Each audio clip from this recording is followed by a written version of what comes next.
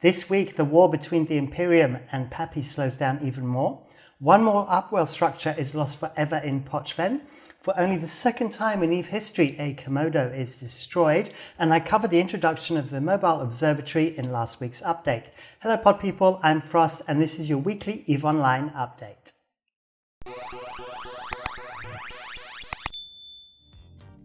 Welcome back. Those of you that are familiar with the show may have noticed that I called it the weekly update rather than the weekly war update. The prime reason for this is that things are really slowing down between the Imperium and PAPI, and so I thought I would change the format a little bit and cover other items that are happening in New Eden. Right, so first up, as always, we're going to cover our winners of the Megathron Scope Syndication skin. Our winners from last week, these are your YouTube names, are Erwin W. and XFakeT. So your names are right here.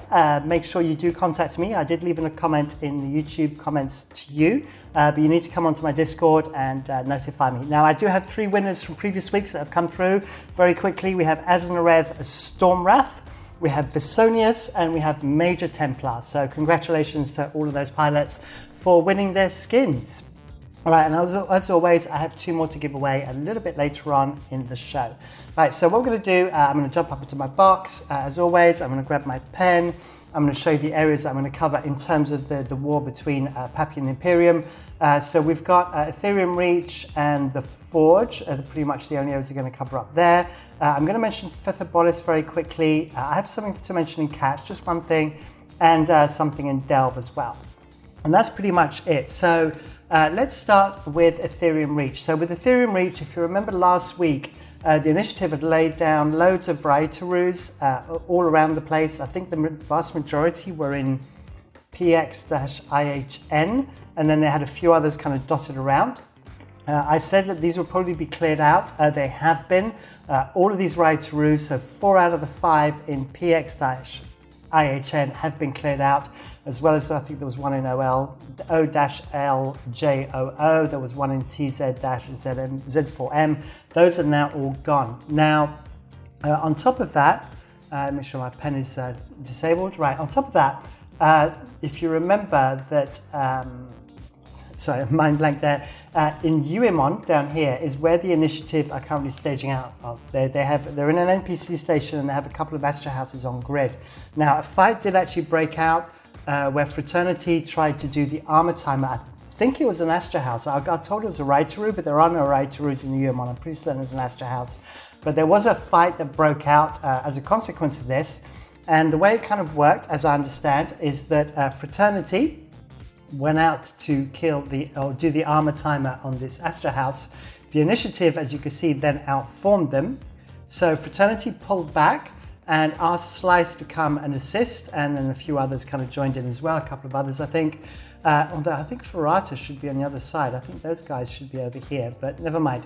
Anyway, so they went back and they got back too late to actually do the armor timer. So then they pulled back, and then from there they got caught in a fight and got caught up by the initiative.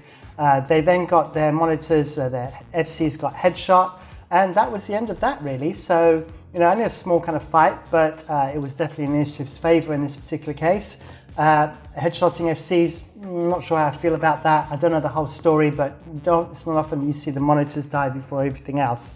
But anyway, so that's pretty much kind of what's happened up north in terms of the war. So if I go back to my universe map, then all we need to do is go down to Fetherbolis. So in Fetherbolis, the main thing to note here is Bastion, or the Bastion should I say, their SOV is currently being aggressed.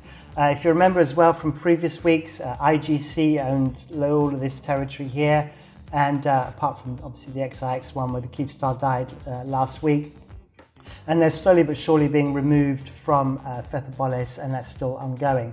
I can see that IOU have been refed as well. This seems to be kind of a regular occurrence. I'm not quite sure what's going on there, but it looks like the Bastion are being pushed out now from Fetherbolis. If you remember from last week, the Bastion have kind of given up on Esoteria and have redeployed over to Stain, and I think they're out of either an NPC station or a Goonswarm Astra house in Stain.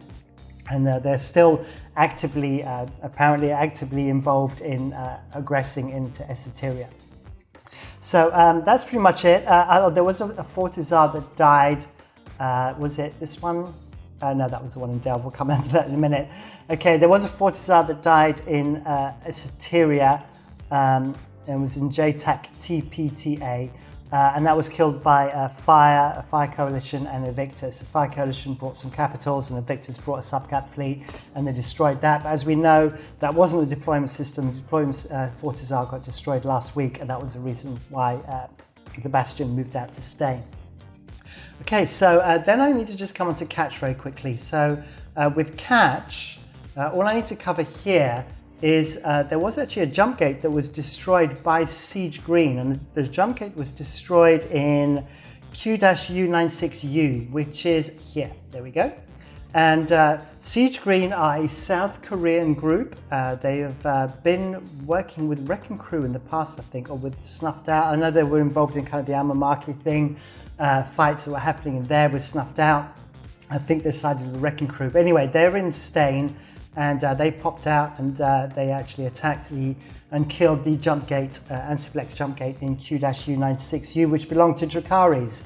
And that's pretty much it. But so Siege Green are kind of doing some kind of small time aggression, maybe trying to kick off timers, that kind of thing.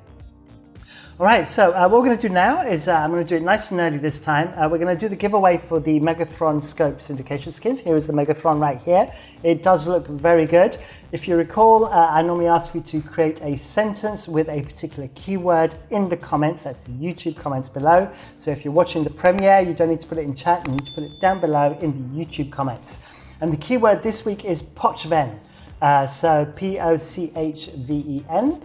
Pochven will be coming up a little bit later in the news, and I think it will be a subject to discussion. So I recommend you wait to the end of the video before you put your comment in, as I would like to hear your thoughts about what I've got to say about Pochven. All right, cutoff date is always the Friday following the release of this episode, which will be 1800 UTC on Friday the 18th of June.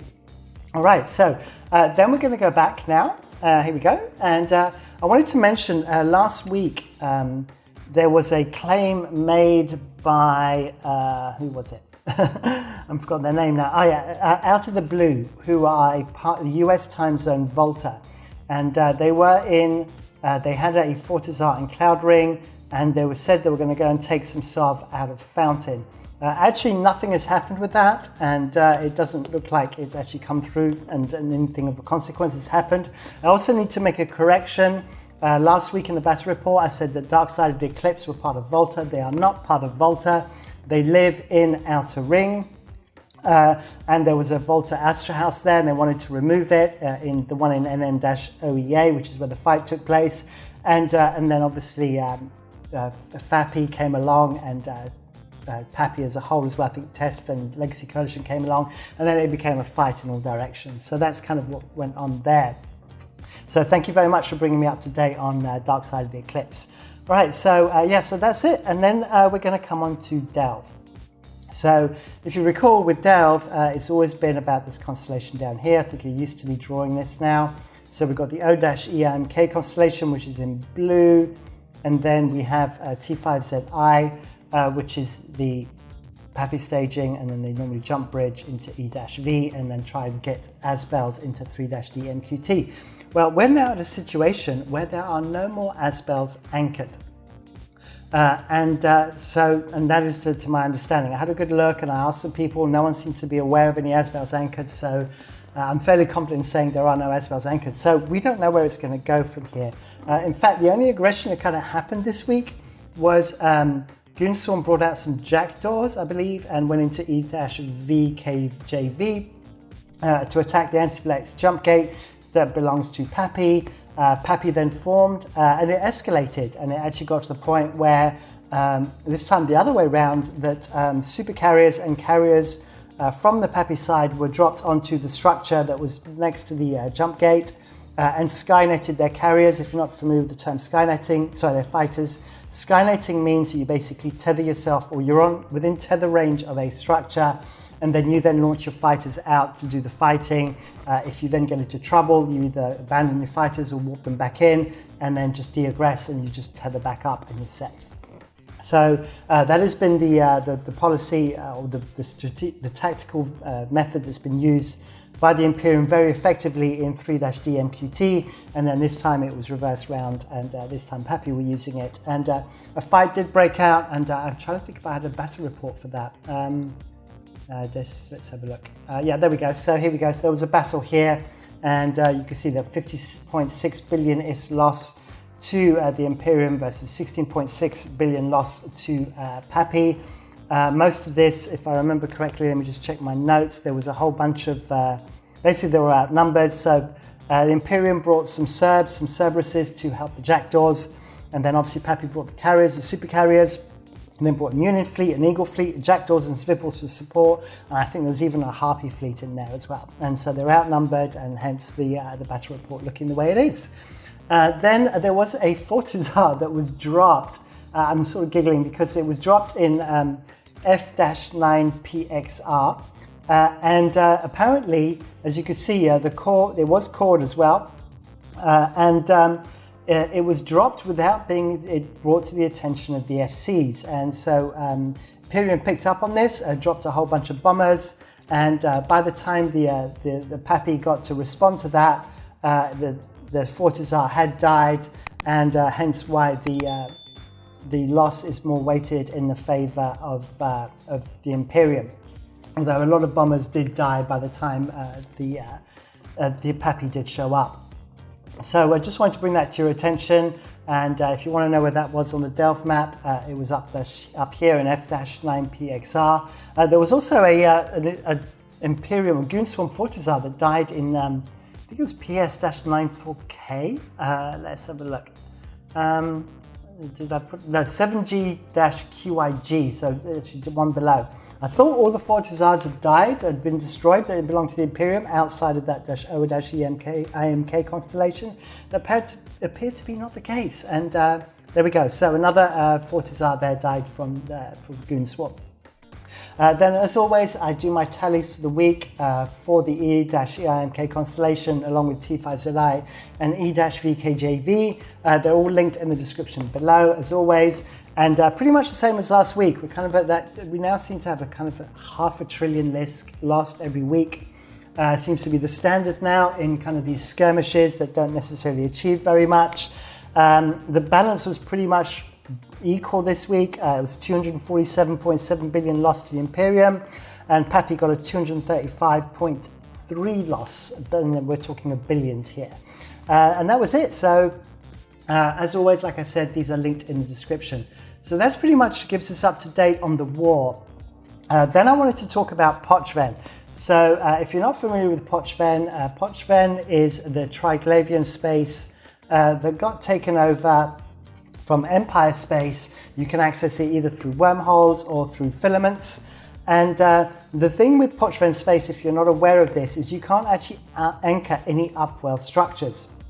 And as a consequence, because this was originally Empire space, there were some structures already anchored. And when it became Pochven, those structures stayed there. But when they are destroyed forever because they can never be replaced. You cannot anchor more upwell structures. So it's kind of very important that when this actually happens. Now, a fight did break out. The Asbel in question here did die. I think it belongs to what I think is my favorite corporation name, which is Secret Space Squirrels.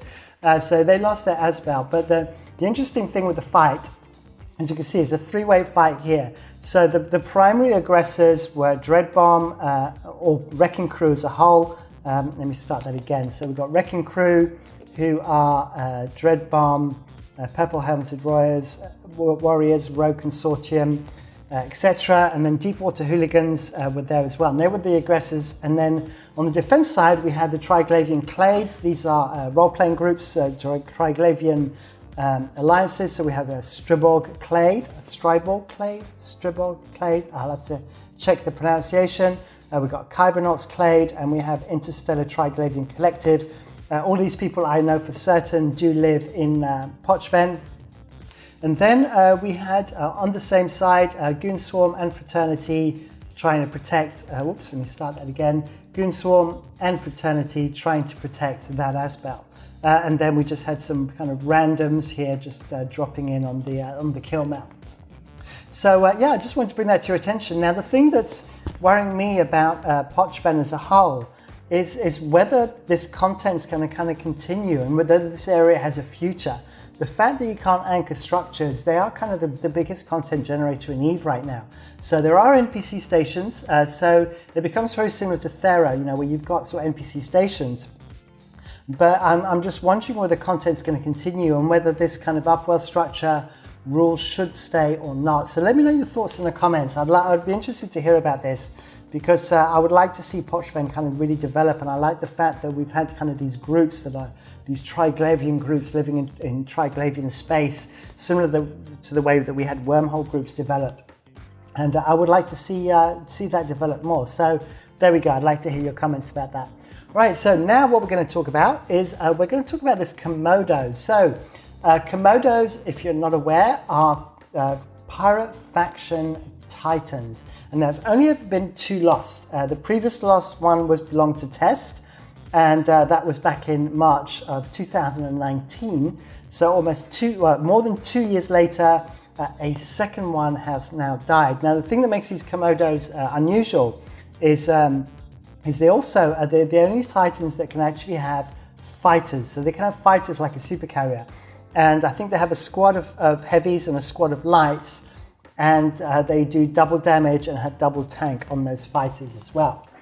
But the main thing is that this Komodo looks like it was playing around and it got caught on a gate. There was a keep star on grid, but it was on the gate. And I've actually will link in the description below a snuffed out video that shows it getting caught. And it looks like they were well prepared for this. They had dreads ready to undock. So they clearly saw a pattern here of this Komodo pilot, and they took advantage of that and they grabbed him. It looks like they baited with a fight on the other side of the gate, and the Komodo looks like it walked down to the gate, got caught there, and then got destroyed by a dread bomb and a few carriers as well. I think there's 2 or 3 carriers, but primarily like 60 or so dreads dropped on it, and that's it, end of the Komodo. The only thing obviously is this killmail is 216 billion. Obviously with the scarcity thing now, the cost is actually probably much higher than that. On top of that, there's actually a module here, which is the only officer mod on this, which is rather surprising. I'd expected to see more bling on a Komodo, but this was the only officer mod. This is showing us 3 billion on the kill board, but in G2 it's selling for about 15 billion. That's the lowest price, it's between 15 and 25 billion for that mod. So yeah, I expected a lot more bling. What do you think? But anyway, but believe it or not, this isn't my random death of the week. You know, I like to cover sort of random deaths when I can. The random death of the week goes to this Wyvern that died in Fetherbolis.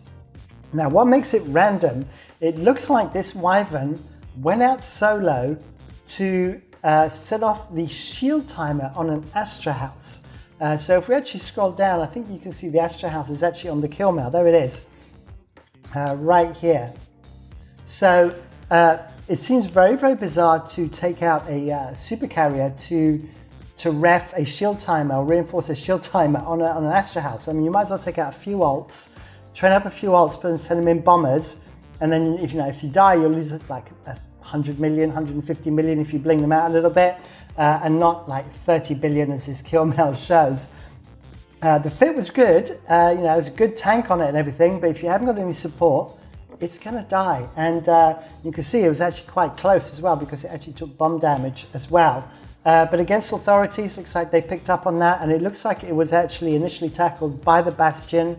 If we go down the bottom here again, you'll see I think there's a flycatcher, there was a, there we go, an Arazu or potentially a Lachesis, and then we had some bubblers as well, some other bubblers. So yeah, just random death of the week, there we go. And then what we're going to do is we're going to finish off with something that's very important, especially for people that live in nullsec, and that is the patch notes for last week, because what we have now is we have this mobile deployable mobile observatory. So what this does is it basically pings, it takes 10 minutes to activate, you have to drop it. It doesn't last long, it only lasts for an hour, 40 minutes and 30 seconds, which is rather a random time.